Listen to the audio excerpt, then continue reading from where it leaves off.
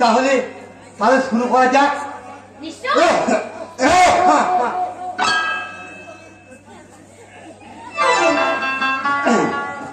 দেবদাস আর পার্বতী দুজনার গভীর প্রেমে মগ্ন। কেউ কাউকে একদিন না দেখে থাকতে পারে না। ইতিমধ্যে দেবদাসে পার্বতীর বিয়ের পাকা কথা হয়, আর সেই সংবাদ জানানোর জন্য দেবদাসকে নদীর ধারে অপেক্ষা করছে অভাগিনী পার্বতী। কাশ্যপ আর কাটাঝোপ, যাই হোক কাশ্যপ কি কাটাঝোপ যাই হোক কিছু একটা হবে।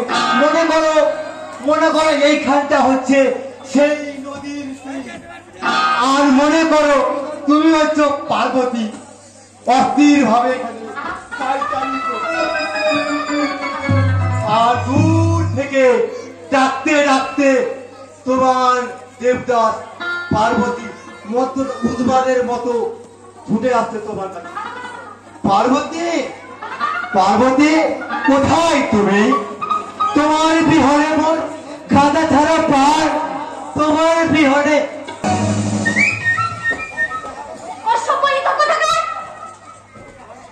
এটা কি ধরনের ডায়লগ হলো?